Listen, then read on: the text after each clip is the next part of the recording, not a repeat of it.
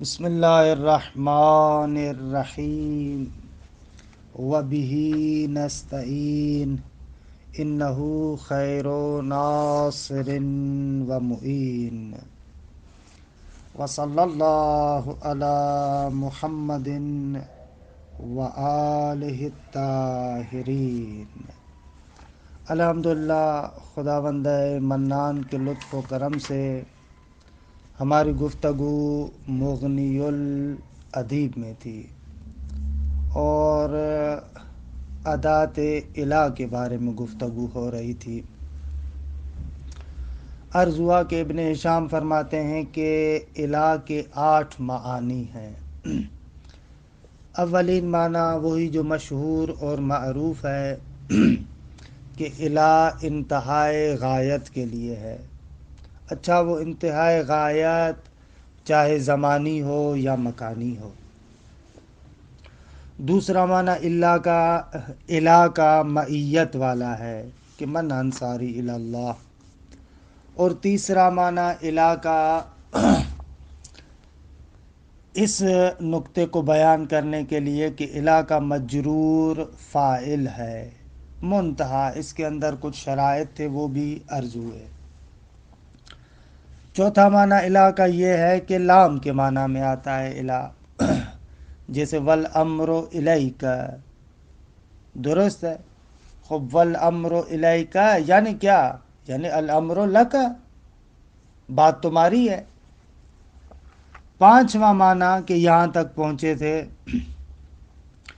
الہ کا فی والا معنی ہے کہ الہ فی کے معنی میں بھی استعمال ہوتا ہے۔ اچھا، اس کے لیے ایک شاعر کے شعر کو ذکر کیا ہے کہ برحال یہ شعر آپ کا قرضہ رہا، عبارت میں پڑھتے وقت اس کی تطبیق کریں گے۔ چھٹا معنی الہ کا یہ ہے کہ الہ ابتدا کے لیے ہے، کہ اس کے لیے بھی شاید مثال کے طور پر شعر لاتے ہیں کہ اس کو بھی عبارت میں ذکر کرتے ہیں۔ ساتواں معنی الہ کا اندہ کے معنی میں ہے کہ یہ آیہ کریمہ سورہ حج کی 33 نمبر آیت ثم محلھا الی البیت العتیق، اور اس کے بعد ان شعائر الہی کا وقت حلول الی البیت العتیق یعنی عند البیت العتیق، بیت عتیق کے نزدیک ہے۔ یعنی جیسے ہی آپ اس حدی کو، اس سورہ حج کی آیات کے سیاق کو جا کر آپ دیکھیے گا کہ اس قربانی کی بات ہو رہی ہے، اس قربانی کو لاتے ہیں اور اس کا آخری وقت کہاں تک ہے؟ جیسے ہی آپ بیت عتیق کے قریب پہنچتے ہیں تو اس کا ٹائم ختم ہو جاتا ہے، درست ہے، اس شاعر الہی کا، اس حدی کا، قربانی کا، کہ آیات کے سیاق کو آپ دیکھیے گا۔ آٹھواں معنی یہ ہے کہ الہ زائدہ ہے، تاکید کے لیے بھی ہے، کہ خوب یہاں پر اصل میں اشعار ہیں کہ عبارت کی تطبیق کی طرف جاتے ہیں اور وہاں پر انشاءاللہ آپ کی خدمت میں ان اشعار کی توضیحات عرض کرتے ہیں تاکہ شاید یہ مثال ہمارے لیے بالکل روشن ہو جائے۔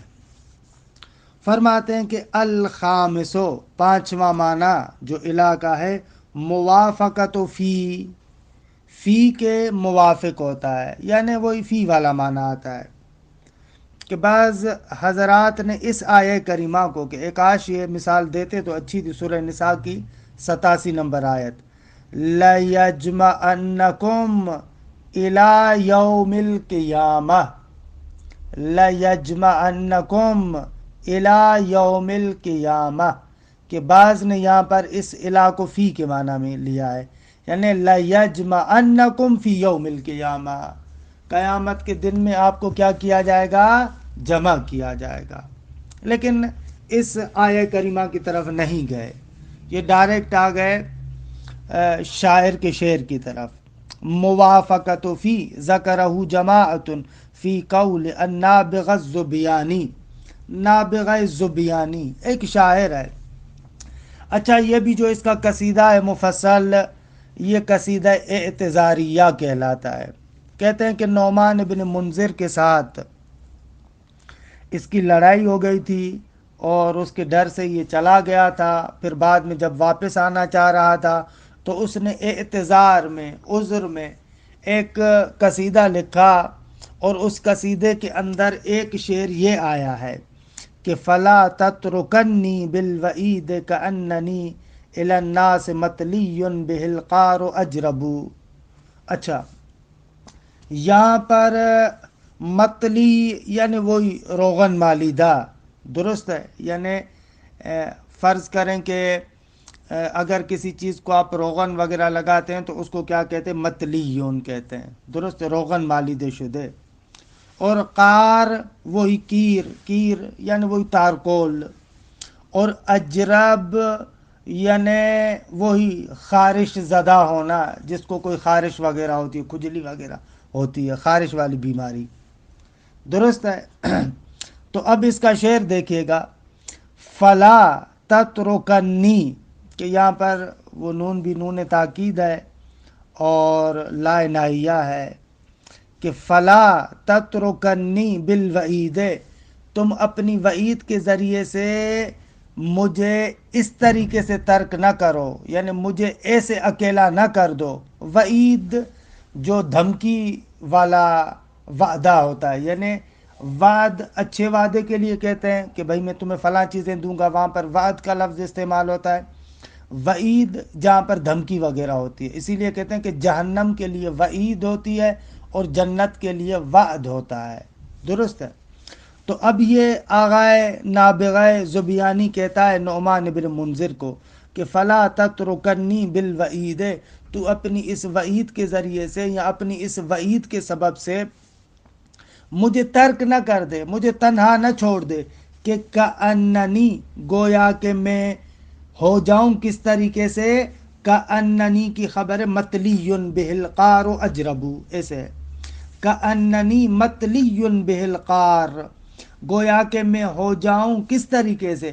اس شخص کی طرح کہ جس کو تارکول لگایا گیا ہے، اجرب، اور یہ بدل ہے اسی مطلی سے، اس شخص کی طرح کہ جو بندہ خارش زدہ ہے، یعنی اپنی اس وعید کی وجہ سے مجھے لوگوں سے ایسے نہ کاٹ دو جس طریقے سے اگر ایک انسان کو تارکول لگا دیا جاتا ہے تو کوئی دوسرا اس کے قریب نہیں جاتا، یا اگر کسی کو کھجلی کا مرض ہوتا ہے، خارش وغیرہ ہوتی ہے تو دوسرا بندہ اس کے قریب نہیں جاتا، ڈرتا ہے اس سے۔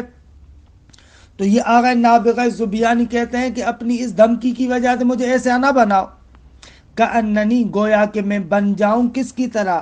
مطلی بہ القار اجرب، اور الی الناس کو مطلی کے متعلق کرے، ٹھیک ہے؟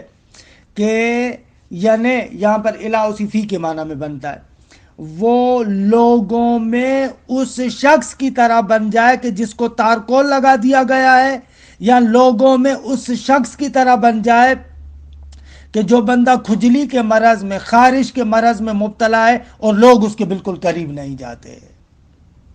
روشن ہوا؟ دیکھیں، فلا تترکنی بالوعید، مجھے اپنی اس وعید کے ذریعے سے ایسے تنہا نہ کرو، نہ چھوڑو، اس طریقے سے اکیلا نہ کرو کہ کأننی، گویا کہ میں ہو جاؤں، درست ہے؟ گویا کہ میں ہو جاؤں الی الناس مطلی بہ القار اجرب، ہو جاؤں لوگوں کے نزدیک مطلی بہ القار، جس کو تارکول کے ذریعے سے مثلا مل دیا گیا، جس کو تارکول مل دیا گیا ہے، اجرب اور خارش زدہ، درست ہے؟ خوب، یہاں پر اب آپ دیکھ رہے ہیں، ملاحظہ کر رہے ہیں کہ کیسے ہو رہا ہے۔ یہاں پر الہ کو آپ فی کی معنی میں حتمن لیں گے، یعنی لوگوں میں اس بندے کی طرح بن جائے کہ جس کو تارکول لگا ہوا ہے، یا لوگوں میں اس شخص کی طرح بن جائے کہ جس طریقے سے کسی خارش زدہ مرض میں مبتلا ہے، یا آج کل کی زبان میں کہیں لوگوں میں اس طریقے سے ہو جائے جیسا کہ اسے نعوذ باللہ کرونا لگا ہوا ہے، کہ کوئی بندہ اس کے قریب ہی نہیں جا رہا، تو اعتذار کر رہا ہے کہ بابا اب مجھے تمہاری دھمکیوں کی وجہ سے تو پھر لوگ تو مجھ سے ملنا جلنا چھوڑ دیں گے، میں اکیلا ہو جاؤں گا، ایسے بن جاؤں گا، تو آپ مہربانی کریں ایسے نہ کریں۔ کہ اس کے بعد والے اشعار بھی عجیب ہے نا، فَإِنَّكَ شَمْسٌ وَالْمُلُوكُ كَوَاكِبُ إِذَا طَلَعَتْ لَمْ يَبْدُ مِنْهُنَّ كَوْكَبُ، کہ بہرحال شعراء تو پھر ایسے چاپلوسی بھی کرتے تھے نا کہ بھائی تو سورج ہے اور دوسرے بادشاہ ستاروں کی مانند ہے، اور ظاہر سی بات ہے کہ جب سورج طلوع کرتا ہے تو پھر ستارے تو گم ہی ہو جاتے ہیں کہ ایسے اس کو چڑھا رہا ہے کہ کہیں بس مجھے معاف کر دے۔ علیہ یہاں پر الافی کے معنی میں ہے۔ اچھا، آغا عصفور، ابن عصفور ایک مطلب ذکر کریں کہ جو ہم آپ کو مسلسل وعدہ دے رہے ہیں کہ تنبیہن میں ہم اس کو ذکر کریں گے۔ آغا ابن عصفور کہتے ہیں کہ ناغا یہاں پر الناس اپنے معنی میں استعمال ہوا، اور یہ متلیٌ بالقار و اجربو، یہ در منزل مبغضن، درست ہے، کس کی منزلت پر ہے؟ مبغض کی منزلت پر ہے۔ یعنی یہ جو پوری مثالیں آپ کو دے رہے ہیں، یعنی لوگوں کے نزدیک وہ بندہ مبغوض ہو جاتا ہے، مبغوض ہو جاتا ہے، لہذا اس کے ساتھ کوئی نہیں ملتا۔ تو کأنہ یہاں پر متلی مبغض، مبغض کے معنی میں ہے۔ خوب، یہ انشاءاللہ ابھی ذکر کریں گے کہ اس کو تضمین کہتے ہیں۔ تضمین کا معنی یہ ہے کہ ایک لفظ کے اندر دوسرے لفظ کے معنی کو اشراب کیا جائے اور نتیجتاً اس دوسرے لفظ کی خصوصیات آپ اس لفظ کے لیے ثابت کریں۔ دیکھیں یہاں پر متلیون کو ہم کہہ رہے ہیں کہ مبغض، مبغض کا معنی اس میں ہے۔ خوب، اس کے اندر مبغض کے معنی کو اشراب آپ کر رہے ہیں، نتیجتاً متلیون کے لیے آپ وہی خصوصیات ثابت کریں جو مبغض کے لیے۔ مبغض کی خصوصیات یہ کہ وہ الہ سے متعدی ہوتا ہے۔ آغا ابن عصفور کہہ رہے ہیں کہ آپ ایسے کریں۔ اچھا، اس کی وضاحت میں بار بار عرض کر رہا ہوں کہ تنبیہ میں دے رہا ہوں کہ کیا کہنا چاہتے ہیں یہ۔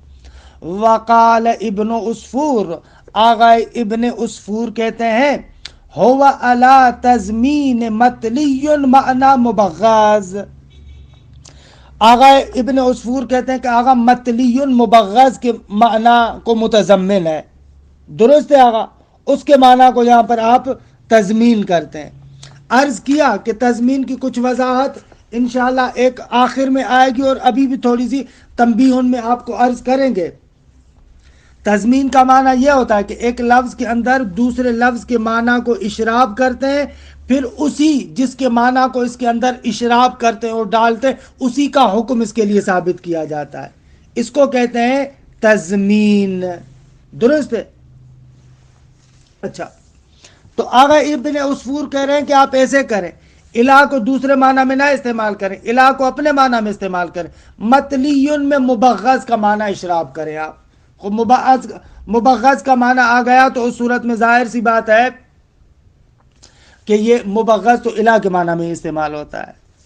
کہتے ہیں وقال ابن عصفور ہوا علی تضمین متلی معنی مبغض، آغا متلیون میں آپ مبغض کا معنی تضمین کریں، ڈالیں، یعنی متلیٌ بالقار یعنی مبغض الی الناس، لوگوں کے نزدیک مبغوض ہے، لوگ اسے پسند نہیں کرتے، گویا کہ میں ایسے بن جاؤں گا۔ قال ولو صاح مجیء الا، قال ولو صاح مجیء الا بمعنی فی لجاز زید الی الکوفہ۔ اور آغا ابن عصفور کہتے ہیں کہ بابا یہ کیا بات کر رہے ہیں، آپ کہہ رہے ہیں کہ الہ فی کے معنی میں آتا ہے۔ خوب، اگر الہ کا فی والا معنی درست ہو تو لغت عرب میں یہ بھی درست ہونا چاہیے، زید الی الکوفہ، یعنی آپ کہیں کہ الہ فی کے معنی میں ہے، زید الی الکوفہ یعنی زید فی الکوفہ، حالانکہ عرب کبھی بھی اس طریقے سے استعمال نہیں کرتا، لہذا الہ کو فی کے معنی میں آپ استعمال نہیں کر سکتے۔ آپ کو چاہیے کہ متلیون کو مبغض کی تضمین میں لے کر آئے۔ البتہ دیکھ رہے ہیں کہ اس سوال کا جواب دیا جا سکتا ہے۔ خوب، یہ کوئی قانونی ذکر تھوڑی کر رہے ہیں کہ ہر جگہ پر فی کو آپ الہ کے معنی میں استعمال کر سکتے ہیں۔ خوب سمائی ہے، بعض جگہوں پر عربوں نے الہ کو فی کے معنی میں استعمال کیا ہے۔ اب یہ کلی قانون تھوڑی بنا رہے ہیں کہ آغا ابن عصفور آئے اور ہمارے سامنے آ کر نقض پیش کرے کہ زید الی الکوفہ بھی درست ہونا چاہیے۔ ہم قیاسی تھوڑی کہہ رہے ہیں، ہم کہہ رہے ہیں سمائی ہے اس مورد میں کہ الی الناس متلی بالقار اجرب، یہاں پر فی کے معنی میں استعمال ہوا۔ کلی قانون تھوڑی دے رہے ہیں کہ ہر جگہ پر آپ کی مرضی ہے کہ الہ کو فی کے معنی میں استعمال کریں۔ خب یہ آغا ابن عصفور کا جواب۔ اور دوسرا جیسے کہ تنبیہن میں ابھی ذکر بھی کریں گے کہ بصریوں کا اور کوفیوں کا جھگڑا ہے کہ آیا الہ کو واقعاً اس جگہ پر فی کے معنی میں استعمال کریں یا دوسرے لفظ کے اندر تضمین لے کر آئیں. کہ یہ ابھی عرض کیا کہ تنبیہن میں خود ابن ہشام ذکر کرتے ہیں, وہاں پر ہم توضیح عرض کریں گے. خود تمام شد. السادس الابتداء, اور چھٹا معنی جو الہ کا ہے وہ یہ ہے کہ الہ ابتدا کے لیے بھی آتی ہے. کا قول ابن احمر الباہلی, کہ یہ عمرو ابن احمر ابن فواس باہلی ہے, کہ آغا ابن احمر باہلی نے ایک شعر استعمال کیا, ایک شعر کہا ہے کہ جس شعر میں الہ من کے معنی میں, ابتدا کے معنی میں ہے. اچھا, یہ شعر بھی اس طریقے سے ہے کہ اس شعر کو بھی دیکھیے گا کہ آغا ابن احمر کا ایک ناکا تھا, ایک اونٹنی تھی, کہ اس ناکا کا نام تھا قصوہ. درست ہے.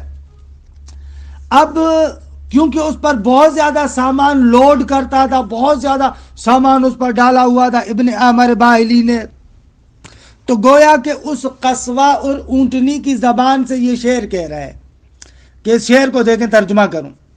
تقولو یعنی وہ قصوہ, وہ ناقہ کہتی ہے, وقد آلیت بالقور فوقہا, وہ یہ جملات کہہ رہی ہے کہ یہ جملہ حالیہ ہے, وہ کہتی ہے, قصوہ یہ بات کرتی ہے, وہ ناقہ کہتی ہے در حالی کے وقد آلیت, آلیت یعنی اے وضعت, در حالی کے میں نے یعنی ابن عامر نے, وقد وضعت بالقور فوقہا, وقد آلیت یعنی اے وضعت, جبکہ میں نے اس کے اوپر بار ڈالا ہوا ہے.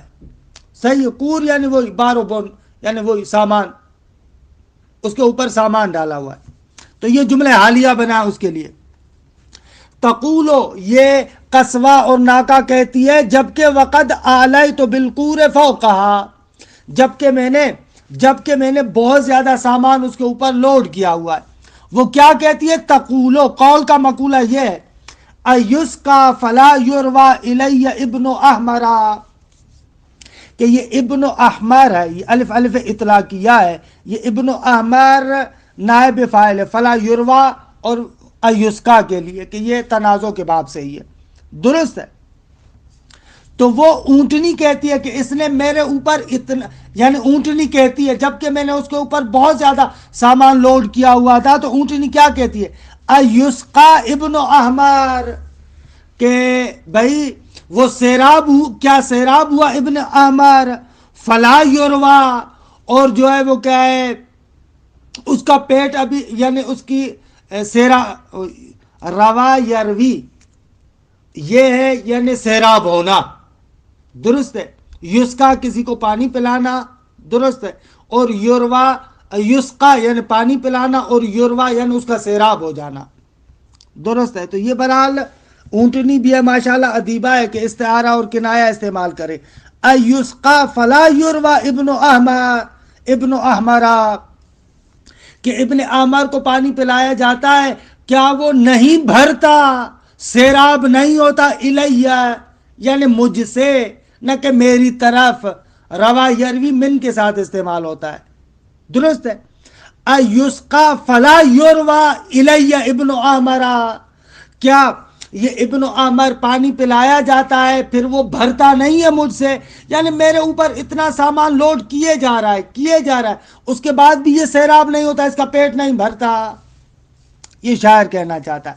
تو یہاں پر الیہ, یہاں پر کیونکہ روا یروی من کے ساتھ استعمال ہوتا ہے, تو الہ یہاں پر من کے معنی میں, ابتدا کے معنی میں ہے. انشاءاللہ روشن ہو گیا ہوگا. خوب, اسی طریقے سے فرماتے ہیں کہ السابع موافقت اند. درست ہے. وحمل علیہ قولہ تعالی ثم محلها, اس محل کے بارے میں دو احتمال ہیں. ایک احتمال یہ ہے کہ یہ محلو خود اس میں زمان ہو, جیسے کہ میں نے پہلے ترجمہ کیا, اور ایک احتمال یہ ہے کہ اس میں مکان ہو. یہاں پر یہ جو اندہ کی بات کر رہے ہیں, اس صورت میں آپ اس میں مکان لیں, یعنی ثم محلها, اس شعیرہ کا وہ جو قربانی ہے اس کا محل جو ہے وہ کیا, نہر, کہ جہاں پر اس کو کیا کیا جائے گا، نہر کیا جائے گا، وہ کیا ہے، الی البیت العتیق، یعنی عند البیت العتیق، بیت عتیق کے ہاں اس کا محل نہر ہے، یہاں پر اس کو آپ قربان کریں گے۔ یہ اس میں مکان والی صورت میں نے پہلے ترجمہ کیا تھا اس میں زمان والی صورت میں، کہ تفسیر المیزان میں اس میں زمان والا معنی کر کے الہ کو اپنے معنی میں رکھا گیا ہے، الہ کو اندہ کے معنی میں نہیں لیا۔ تفسیر المیزان کو دیکھیے گا، لیکن ابن ہشام کے بقول کے بعض لوگوں نے اس کو الہ کو اندہ کے معنی میں لیا ہے، یعنی اس ذبح کرنے کی جگہ کیا ہے، بیت عتیق ہے۔ خب تمام شد، ساتواں معنی۔ آٹھواں الثامن التوکید، خوب آٹھواں معنی الہ کا کیا ہے کہ یہ تاکید کے لیے، تاکید کے لیے یعنی وہی زائدہ ہے دیگے، وہی زائدتو، درست تاکید کے لیے لیکن در حالی کہ یہ زائدہ ہوگی۔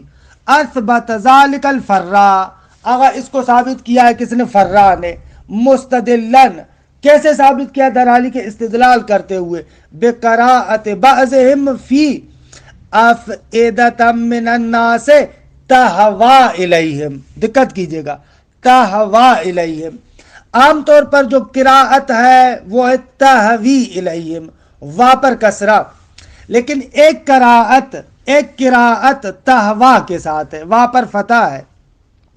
اچھا اگر وا پر فتح ہو تو تہوا تحبو کے معنی میں ہے، خب تحبو متعدی بنفس ہی ہے، اس میں الہ کی ضرورت نہیں ہے، تہواہم ایسے ڈائریکٹ استعمال ہوتا ہے، الہ کے ذریعے سے اس کو متعدی کرنے کی ضرورت نہیں ہے۔ تو آغا فرا کہتے ہیں کہ جس قاری نے یا جن قراء نے اس کو تہوا پڑھا ہے تو اس صورت میں یہ الہ زائدہ ہے تاکید کے لیے۔ دقت کر رہے ہیں، سمجھ رہے ہیں کیا عرض کر رہا ہوں؟ اگر اس کو آپ تہوا پڑھیں، وا پر فتح پڑھیں تو یہ متعدی بنفس ہی ہے، تحبو کے معنی میں ہے، لیکن جو مشہور قراءت ہے قرآن کے اندر تہوی الیہم، تو وہ تہوی وا پر کسرت تمیلو کے معنی میں، وہ الہ کے ساتھ متعدی ہوتی ہے۔ جو مشہور قراءت ہے اس کے اعتبار سے ہمارے شاہدی مثال نہیں ہے، تہوی الیہم یعنی تمیلو الیہم، اس کے مطابق شاہدی مثال نہیں ہے۔ شاہدی مثال اس صورت میں جب ہم اس قراءت کو مانے کہ جس میں آتا ہے تہوا الیہم۔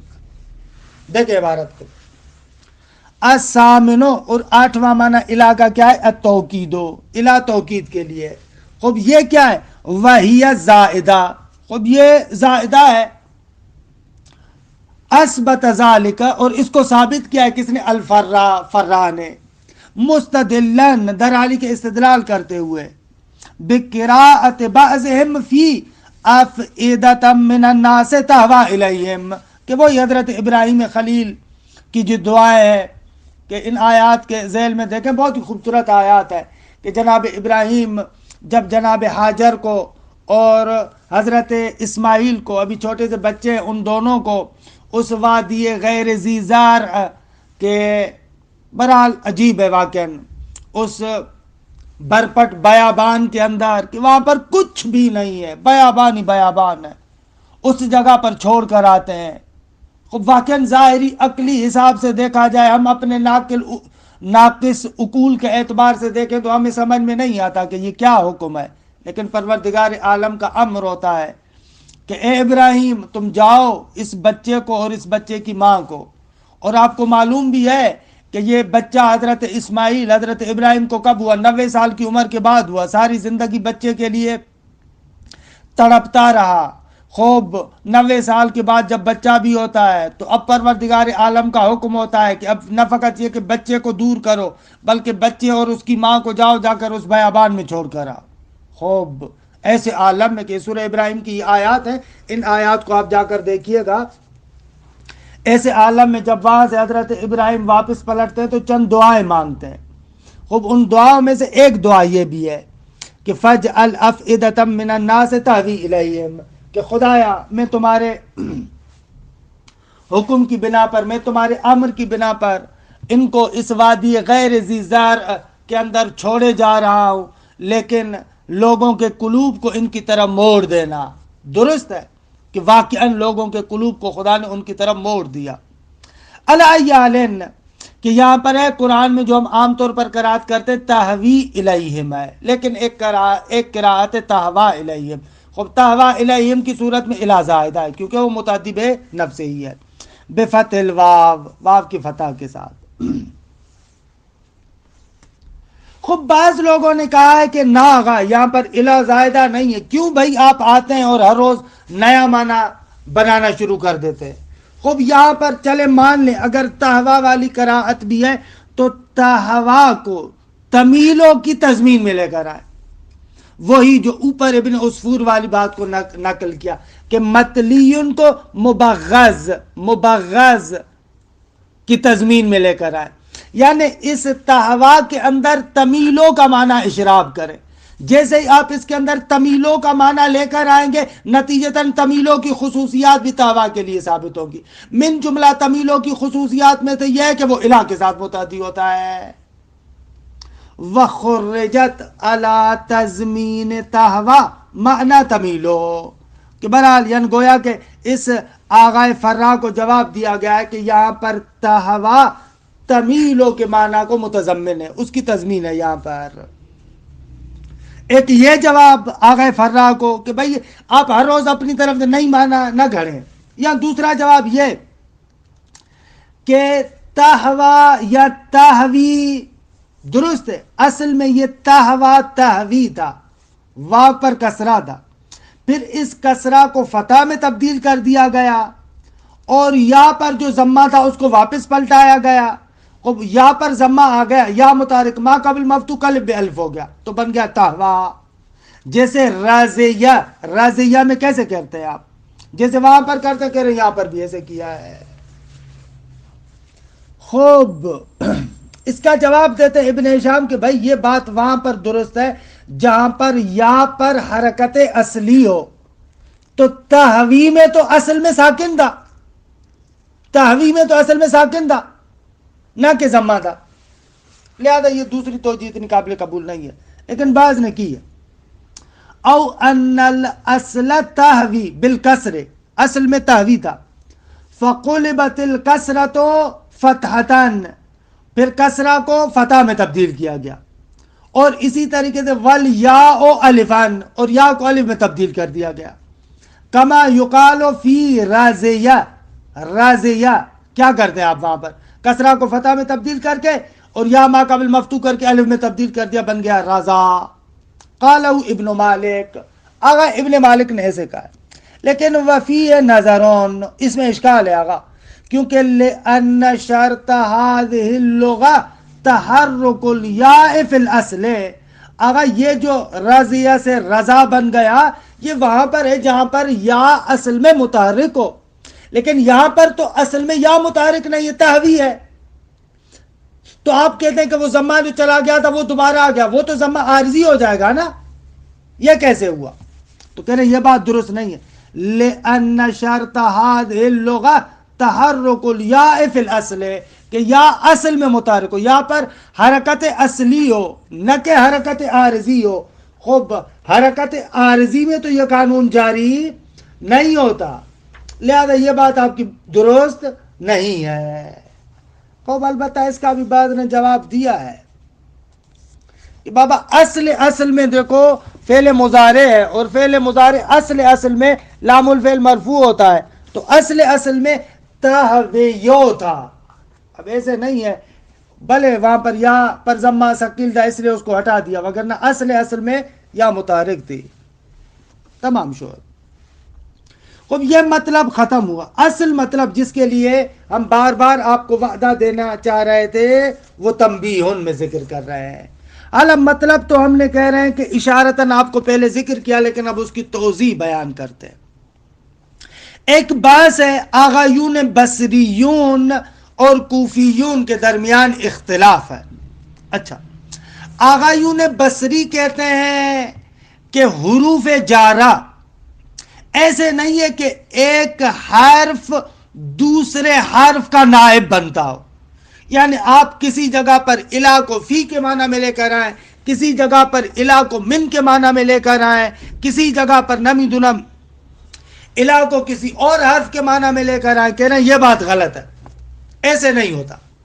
حروف جارہ جتنے بھی ہیں جو ان کا اصل معنی ہے وہ اپنے اسی معنی میں استعمال ہوتے ہیں. کہ بہت سارے بزرگان سے میں نے اس نظریے کو سنا ہے اور اس کو پسند کرتے ہیں. یعنی ان لوگوں کی کوشش ہوتی ہے کہ حروف جارہ کو اپنے معنی میں رکھیں. اگر من ہے تو آپ اس کو اپنے معنی میں ہی رکھیں, فی ہے تو آپ اس کو اپنے معنی میں استعمال کریں, الہ ہے تو آپ اس کو اپنے معنی میں استعمال کریں.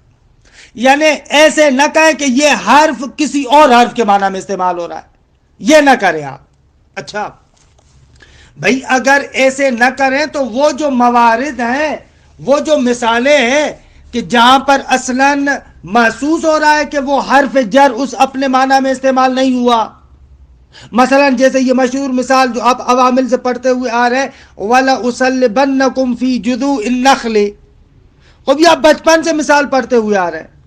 وَلَأُصَلِّبَنَّكُمْ فِي جُذُوعِ النَّخْلِ, کہ وہی جو فرعون جادوگروں کو کہتا ہے, یہاں پر ظاہر سی بات ہے کہ کھجی میں تو نہیں لٹکایا جاتا, کھجی پر لٹکایا جاتا ہے نا. یعنی یہاں پر اصلاً فی کو الہ کے معنی میں ہونا چاہیے. کیسے ہو سکتا ہے کہ آپ کہیں کہ یہاں پر فی اپنے معنی میں استعمال ہوا ہے؟ خب کسی بھی لغت میں جائیں, عربوں کے پاس جائیں, عرب بھی کہتے ہیں کہ کھجی پر لٹکایا جاتا ہے, نہ کہ کھجی میں. کھجی میں تو نہیں لٹکایا جاتا, کھجی میں تھوڑی ڈالا جاتا ہے. اگرچہ یہ عجیب بات ہے, ہماری سندھی زبان میں یہاں پر ترجمہ ایسے موارد میں فی والا اچھا ہوتا ہے, کھجی میں ٹنگیندہ ہوں, نہ کہ کھجی تے ٹنگیندہ ہوں. سندھی زبان میں فی والا ترجمہ اچھا ہو رہا ہے. لیکن بہرحال جو اردو ہے یا عربوں کے پاس ہے, وہاں پر فی کو الہ کے معنی میں ہونا چاہیے. وَلَأُصَلِّبَنَّكُمْ فِي جُذُوعِ النَّخْلِ. آغا یون بصری, آپ ایسے موارد میں کیا کریں گے؟ آپ کہہ رہے ہیں کہ ہر حرف کو اپنے معنی میں استعمال کریں. بھائی کیسے اپنے معنی میں استعمال کریں؟ یہاں پر تو استعمال ہی نہیں ہوا. خوب آغا یون بصری کہتے ہیں کہ ہم 3 جواب دیتے ہیں آپ کو, لیکن یہ تینوں جواب مترتباً ہیں. پہلا جواب یہ ہے کہ آپ اس حرف جر کو اپنے معنی میں استعمال کریں. کیا کریں؟ اپنے معنی میں استعمال کریں, اور جس لفظ کے ساتھ استعمال ہوا ہے اس لفظ کے اندر تعویل کریں. دوسرے لفظوں میں وہ جو لفظ, وہ جو فعل یا شبہ فعل استعمال ہوا ہے اس میں آپ تضمین کے قائل ہو جائیں. کس کے قائل ہو جائیں؟ تضمین کے قائل ہو جائیں. جیسے ابھی ہم نے ذکر کیا تھا کہ متلیون کو مبغض کے معنی میں استعمال کرو, یا مثلا تہوا الیہم کو تمیلو کی تضمین میں لے کر آئے. ایک طریقہ کار یہ ہے کہ اس فعل یا شبہ فعل کے اندر آپ تعویل کریں. جیسے مثلا اس دن ہم کہہ رہے تھے نا والامر الیک, وہاں پر آپ کیا کریں؟ وہاں پر تعویل کریں والامر الیک, یعنی والامر منتہن الیک, ایسے تعویل کریں. بس اس فعل یا شبہ فعل میں تعویل کریں. ایک جواب یہ درست ہے. البتہ یہ 2 جواب قرار دے رہے, میں نے ان دونوں کو ملا کر ایک ہی جواب کر دیا. پہلا جواب ان کا یہ ہے کہ آپ وہاں پر تعویل کریں, یعنی مجاز وغیرہ کو قرار دیں, کہ جیسے ابھی ہم ذکر کریں گے اس میں وَلَأُصَلِّبَنَّكُمْ فِي جُذُوعِ النَّخْلِ, یہاں پر تعویل کریں, یعنی آپ کہیں کہ یہاں پر مجاز گوئی ہوئی ہے. وہ مجاز کیسے ہوا ہے کہ ظاہراً آپ مختصر یا جواہر البلاغہ میں پڑھیں گے کہ مجاز کے اقسام میں ایک قسم استعارہ ہے, کہ بہرحال استعارے کی تفصیلات, اس کے اقسام, وہ وہاں پر آپ پڑھیں گے. میں ان تفصیلات وغیرہ میں نہیں جاتا, اجمالاً صرف آپ کو بتاؤں. جہاں پر لفظ غیر معنی ما وضع لہ میں استعمال ہو اور علاقہ شباہت ہو, تو وہاں پر کیا کہتے ہیں؟ استعارہ کہتے ہیں. استعارے کے اندر ایک مشبہ ہوتا ہے اور ایک مشبہ بھی ہوتا ہے. درست ہے, ہر استعارے کے اندر مشبہ اور مشبہ بھی ہوتا ہے. پھر استعارے کے مختلف اقسام کے اعتبار سے کبھی مشبہ بھی کو حذف کر دیتے ہیں، فقط مشبہ کو ذکر کرتے ہیں، اور اس مشبہ کے لیے مشبہ بھی کی خصوصیات میں سے کسی خاص خاصیت کو ذکر کر دیتے ہیں کہ اس اعتبار سے استعارے کے بہت سارے اقسام ہوتے ہیں۔ مثلا آپ نے دیکھا ہے کہ کبھی کبھار آپ عام طور پر ہی آپس میں جھگڑتے، معاف کیجیے گا مثال بری ہے لیکن سمجھانے کے لیے اچھی ہے، آپ سامنے والے کو لڑتے لڑتے اس کو کہتے ہیں بھونکتے کیوں ہو، خوب بھونکتے کیوں ہو، یہ استعارہ ہے۔ ظاہر میں آپ نے اس کو کتا نہیں کہا، لیکن دل ہی دل میں آپ نے اس سامنے والے کو کتے کے ساتھ شباہت دی، اور پھر اس کتے کی جو مشبہ بھی ہے اس کی خصوصیات میں سے ایک خصوصیت آپ نے اس کے لیے ثابت کر دی کہ آپ نے اسے کہا کہ بھونکتے کیوں ہو۔ کہ بہرحال اس اعتبار سے بہت سارے اس کے اقسام بنتے ہیں استعارے کے۔ استعارہ بالکنایہ ہے، استعارہ تخییل ہے، ترشیح ہے، کہ یہ وہ اقسام ہیں جن میں آپ کو الجھانا نہیں چاہتا۔ آغا ابن ہشام کہتے ہیں یہ جو ہے وَلَأُصَلِّبَنَّكُمْ فِي جُذُوءِ النَّخْلِ، تو یہاں پر بھی اسی طریقے سے استعارہ ہے۔ وہ جو مسلوب بندہ ہے جس کو لٹکایا جا رہا ہے کھجی پر، وہ جو مسلوب ہے اس کو اس کھجی کے اس شاخ اور تنے سے شباہت دی گئی ہے، ٹھیک ہے۔ اس مسلوب کو اس جزع، وہ جو کھجی کا وہ جو تنا ہے، جو ایک شاخ ہے، اس کے ساتھ شباہت دی گئی ہے، اور اس کے بعد کھجی کے جو ہے تنے کے خصوصیات میں سے ایک خاصیت اس کے لیے ثابت کی گئی ہے۔ وہ یہ ہے کہ بھائی وہ جو کھجی کا تنا ہوتا ہے وہ کھجی میں ہوتا ہے نا، اس کی خصوصیات میں سے ایک خاصیت کو اس کے لیے ثابت کیا ہے۔ خلاصہ کلام آغا یون بصری کہتے ہیں کہ بعض موارد میں دیکھیں آپ تعویل کریں، البتہ تعویل ایسی ہو کہ جس کو واقعاً انسان پسند کرے، انسانی عقل اس کو قبول کرے، عرف عرب اس کو واقعاً معاشرہ وغیرہ قبول کرتا ہو، یعنی واقعاً استعارہ وغیرہ اس طریقے کی کوئی اگر گنجائش ہو تو آپ اس استعارے وغیرہ کو قرار دیں۔ کہ پہلا جواب یہ تعویل کریں یعنی ایسے۔ دوسرا جواب یہ ہے کہ جس کو میں عرض کر رہا تھا، دوسرا جواب یہ ہے کہ آپ تضمین کے قائل ہو جائیں، لفظ کے اندر دوسرے لفظ کے معنی کو اشراب کریں۔ دوسرا یہ، جس جگہ پر تعویل ہو جاتی ہے وہاں پر تعویل کرو، اگر تعویل نہیں ہو سکتی تضمین کرو۔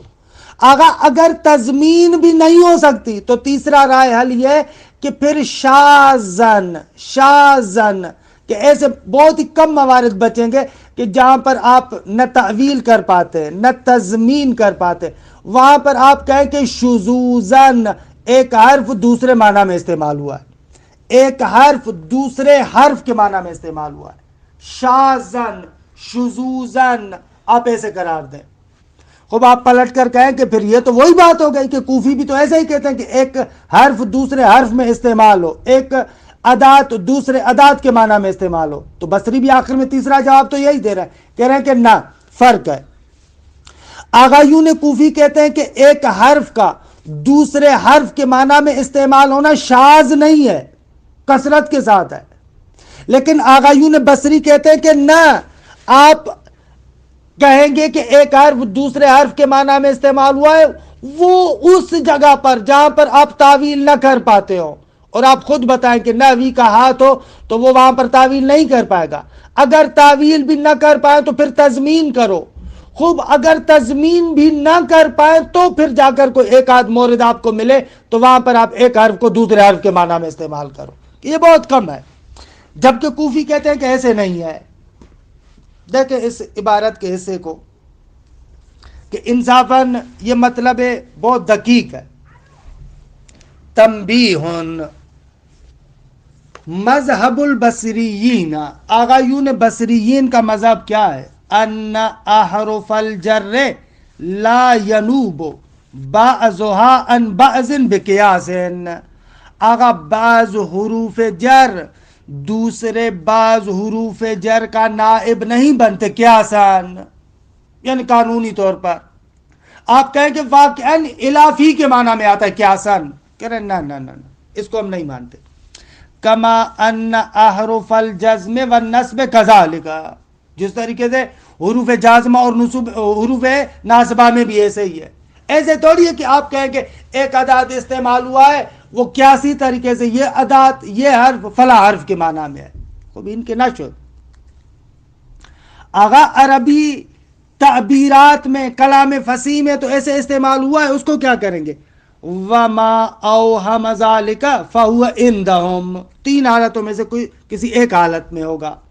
کہتے ہیں وما اوہم ذالک, اور جو اس چیز کا ایہام کرتا ہے, ایہام کرتا ہے یعنی ہمارے وہم میں یہ ڈالتا ہے کہ یہاں پر یہ حرف اس فلاں حرف کے معنی میں ہے, اس قسم کی عبارات. کہتے ہیں فہو عندہم, وہ عبارات بصریوں کے نزدیک ان 3 حالتوں میں سے کسی ایک حالت میں ہوگی. یعنی 3 جواب ہے اور تینوں جواب میں ترقب پایا جاتا ہے. پہلا اما مؤول تعویلا کہ یقبلہ اللفظ, یا تو وہ کلام مؤول ہوگا ایک ایسی تعویل کے ذریعے سے کہ جس تعویل کو لفظ قبول کرتا ہو.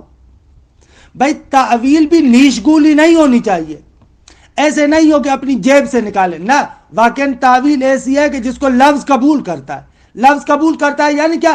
یعنی عربوں کے نزدیک, نحات کے نزدیک اس قسم کی ترکیب استعمال ہوتی ہو, اس قسم کا معنی استعمال ہوتا ہو. مثلا کہیں مجاز ہے, کہیں استعارہ ہے, کہیں تشبیہ ہے, اس قسم کی چیز ہونی چاہیے.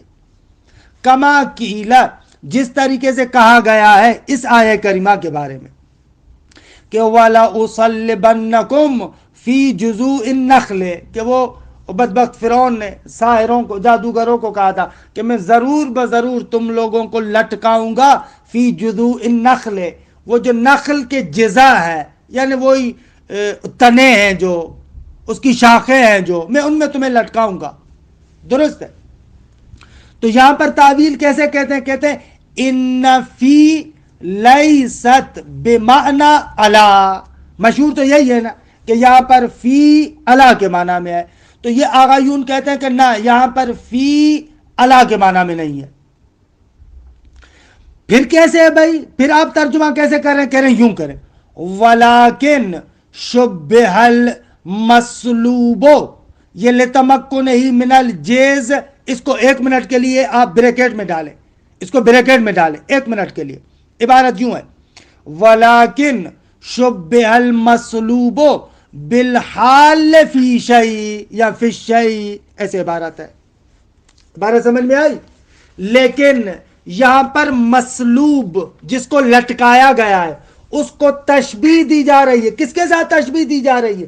بالحال فی شیء, جو کسی چیز میں حلول کیے ہوئے ہے اس کے ساتھ تشبیہ دے کر مسلوب کو اس کے ساتھ تشبیہ دی گئی ہے کہ جو کسی چیز میں حال ہوتا ہے, کسی چیز میں حلول کرتا ہے.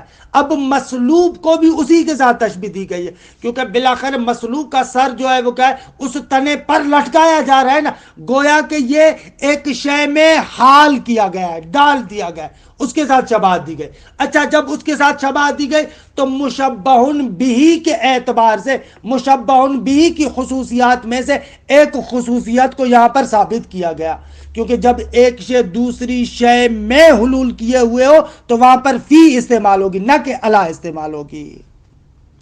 دیکھ رہے ہیں کہ دقت کریں, عبارت الحق والانصاف واقعا سنگین عبارت ہے.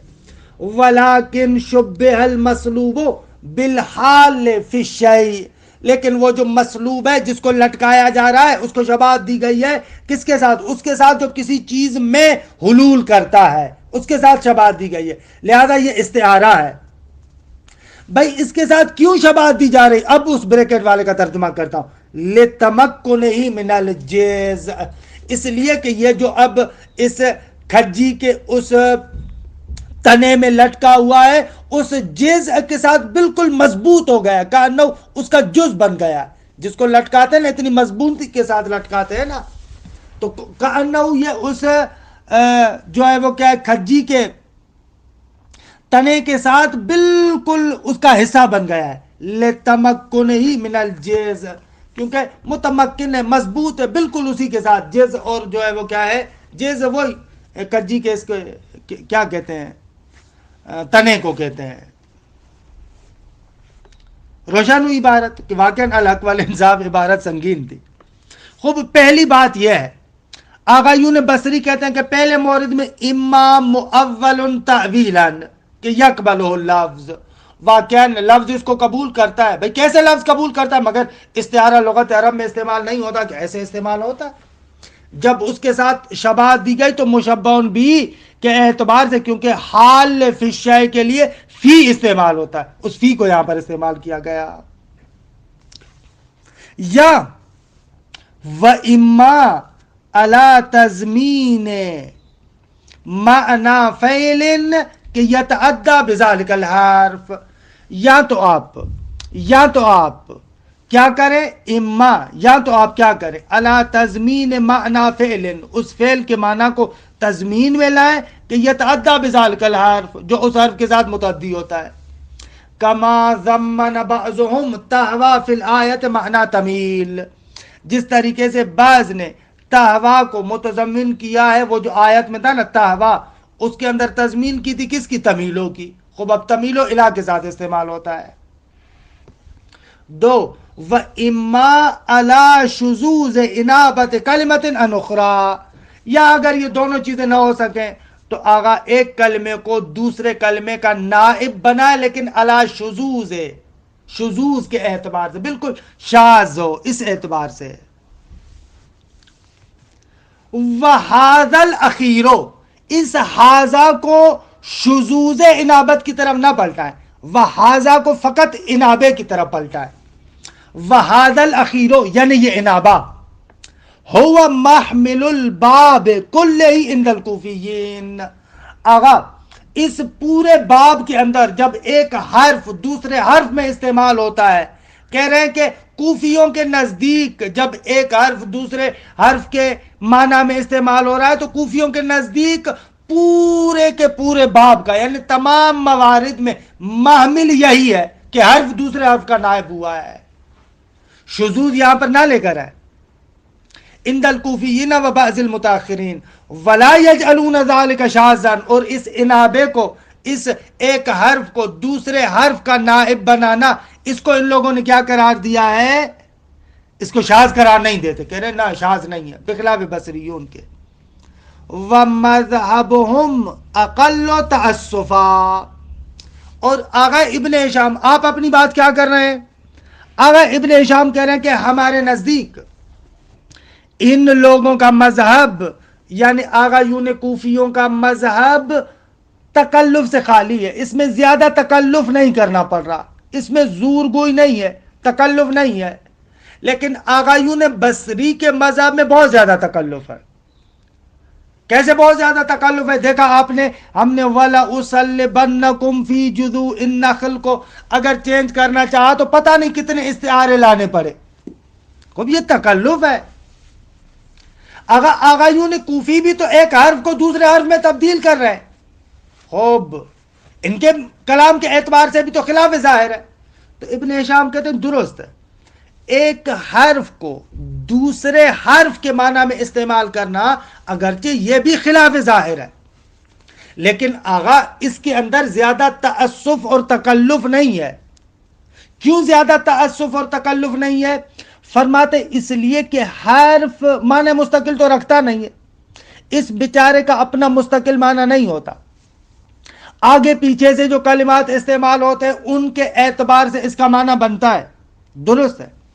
لہذا ایک ایسے شے کو، ایک ایسے حرف کو جو غیر مستقل ہے دوسرے کے معنی میں استعمال کریں تو اس میں زیادہ تکلف کرنے کی ضرورت نہیں ہے، اس میں زیادہ تکلف کی ضرورت نہیں پڑتی.